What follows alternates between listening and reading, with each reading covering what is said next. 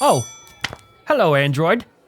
School is in session. I will give you $10 if you subscribe right now. That's actually not true, I lied. But subscribe anyway and turn on all notifications so you don't miss the next episode.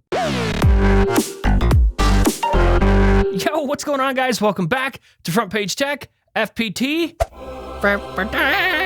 Of course, show that gives you all the latest tech news from one geek that is me to another that is a you. First of all, I want to let you know I was on the Mac Rumors podcast for this week, and that was fun. You should go watch it. As you can see, the Mac Rumors audience loved it. But go watch that after this. Don't click away from this. I'll be upset and stuff. It'll be a whole thing. All right. News. Alrighty, tidy. So first up for the day, story numero uno. This is for those of you who care about the whole blue bubble, green bubble thing. This does not fix that, but it doesn't make it worse. Google is now rolling out the beta update to Google Messages that shows iMessage reactions when talking to one of the sheep. Google is calling these reaction translations tapbacks. So when an iPhone user hits one of these, Google users will see it as one of these. The only issue is that it's kind of f***y. As 9to5Google pointed out, the emoji translations themselves, well, they aren't exactly one-to-one here. Like this one, when an iPhone user hits the question mark reaction, instead of just showing up as a question mark on Google Messages, it's just displayed as the emoji. I don't know. That's just the noise that emoji makes in my head. Is it perfect?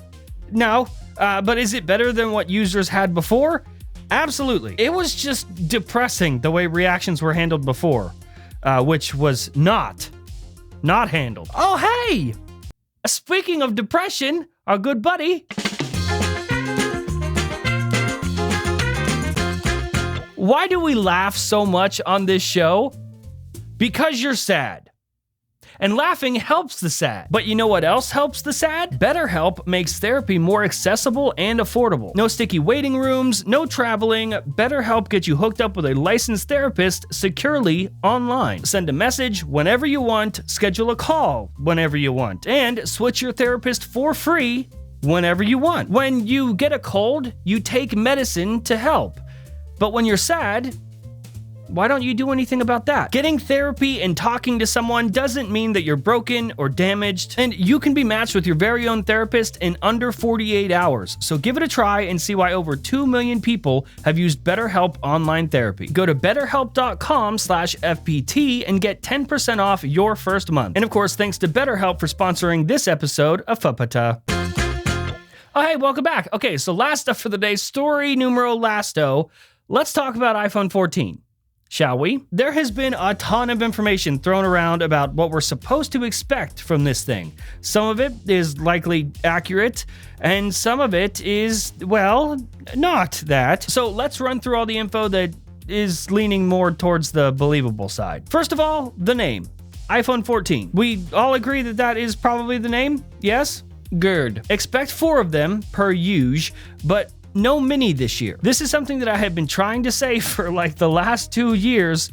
That iPhone 13 mini was the last one, the last mini. Rest in spaghetti, never forgetty. Instead, this year we'll be getting a 6.1-inch iPhone 14, a 6.7-inch iPhone Max, then 2 Pro models, of course, a 6.1-inch iPhone 14 Pro and a 6.7-inch iPhone 14 Pro Max. On the back, according to Kuoming Chi, one of the best sources of Apple leaks in the history of everness, he says that this year there will not be a periscope lens on any of the phones, but did say that the iPhone 14 Pro and Pro Max will get an upgraded 48 megapixel sensor.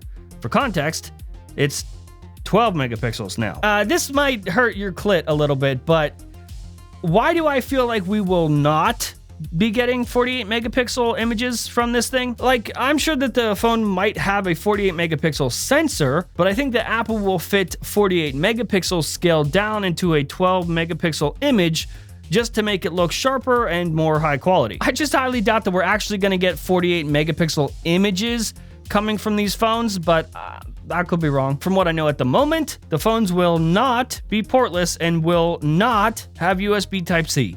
Lightning is still around, at least for another year. Speaking of things it won't have, go ahead and put Touch ID on that list, which is, whatever. Listen, I want Touch ID back. That is a thing that I want. but it's probably not going to happen, and I'm not going to rest my butthole on this for too long. And neither should you. Now, let's talk about that notch, or whatever this is. This is, I don't know about y'all, but this shit. But secondly, this is only on the Pro models. I think there's been some confusion about that. The regular poor people models will still have the same notch that we got on the iPhone 13, which at this point looks better now. I just regret asking Apple to get rid of the notch because this is what we got.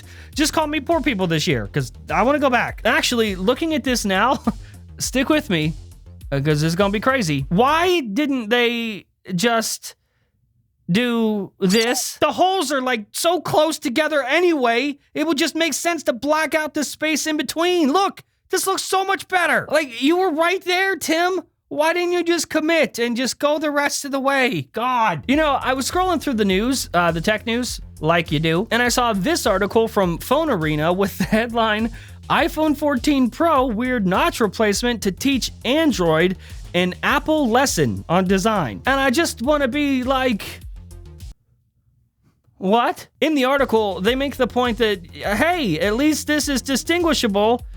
And yeah, sure, I distinguish it, but I distinguish it in the same way I distinguish my friend who only has one eye. It's like, yes, I see you only have one eye. That is distinguishable and different. But it looked better when you had two.